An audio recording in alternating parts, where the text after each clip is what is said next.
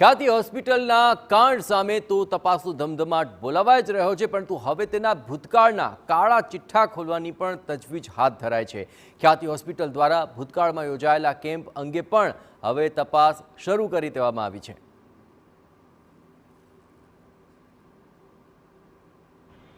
તો દર્દીને જરૂર નહોતી છતાં પણ રૂપિયાની લાલચે ખ્યાતિ હોસ્પિટલે દર્દીઓની એન્જિયોપ્લાસ્ટી કરી, તેમને સ્ટેન્ટ મૂકી દીધા અને તેમાં 2 દર્દીના જીવ ગયા। ત્યારે ખ્યાતિ હોસ્પિટલ દ્વારા ભૂતકાળમાં કરાયેલા કેમ્પ અને તેમાં કરાયેલી સારવાર અંગે પણ તપાસ હાથ ધરવામાં આવી રહી છે। ખ્યાતિ હોસ્પિટલમાં અમદાવાદ ક્રાઇમ બ્રાન્ચ દ્વારા તપાસ દરમિયાન કેટલાક મહત્વપૂર્ણ દસ્તાવેજ હાથ લાગ્યા અને તેના આધારે હવે હોસ્પિટલ દ્વારા ભૂતકાળમાં યોજાયેલા 13 જેટલા કેમ્પોની તપાસ શરૂ કરવામાં આવી છે।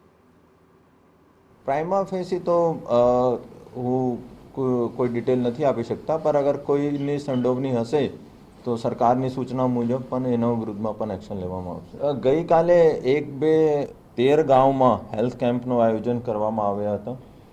એની પણ ઘણી બધી માહિતી ક્રાઇમ બ્રાન્ચમાં મેળવવામાં આવી છે અને એના આધારે એવા ટાઈપનું પણ કોઈએ મૃત્યુ પામેલા હોય અને કોઈ ફરિયાદ આપવા માંગતા હોય તો ક્રાઇમ બ્રાન્ચ એની ઉપર પણ એક્શન લેશે। કોઈ સરકારી અધિકારીની સંડોવણી વિના આટલું મોટું કૌભાંડ કેવી રીતે થઈ શકે તે અંગે પણ સવાલો ઉઠી રહ્યા છે। ત્યારે આ એંગલથી પણ ક્રાઇમ બ્રાન્ચ દ્વારા તપાસ કરવામાં આવી રહી છે।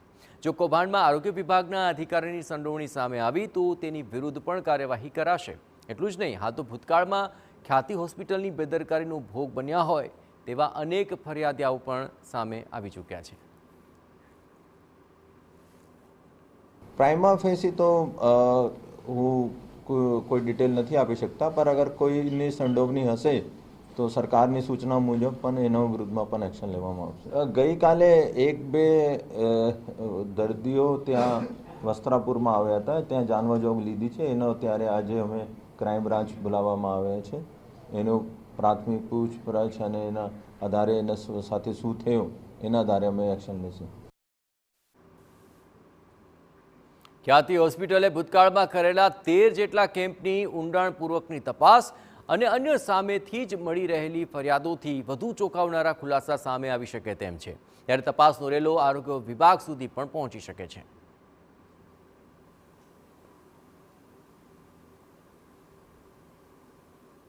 પીએમજેવાય અંતર્ગત ઓપરેશનોના નામ પર ખ્યાતિ હોસ્પિટલના સંચાલકો દ્વારા ચલાવવામાં આવતા કૌભાંડ સંદર્ભે અમદાવાદ ક્રાઇમ બ્રાન્ચની તપાસમાં નવા નામો ખુલી રહ્યા છે। પરંતુ શું માત્ર ખ્યાતિ હોસ્પિટલ સાથે સંકળાયેલા લોકો જ આ કૌભાંડમાં સંકળાયેલા છે કે પછી ગાંધીનગર અને અમદાવાદના આરોગ્ય વિભાગના અધિકારીઓ અને કર્મચારીઓ પણ સંકળાયેલા છે કે કેમ તે દિશામાં અમદાવાદ ક્રાઇમ બ્રાન્ચની ટીમ તપાસ કરી રહી છે। જોવાનું હવે એ છે કે તપાસનો રેલો ગાંધીનગરના આરોગ્ય વિભાગ સુધી જાય છે કે પછી સમગ્ર તપાસનો વિંટો વળી જાય છે। કેમેરામેન ઇમરાન શેખ સાથે યુનુસ ગાઝી, TV9 અમદાવાદ।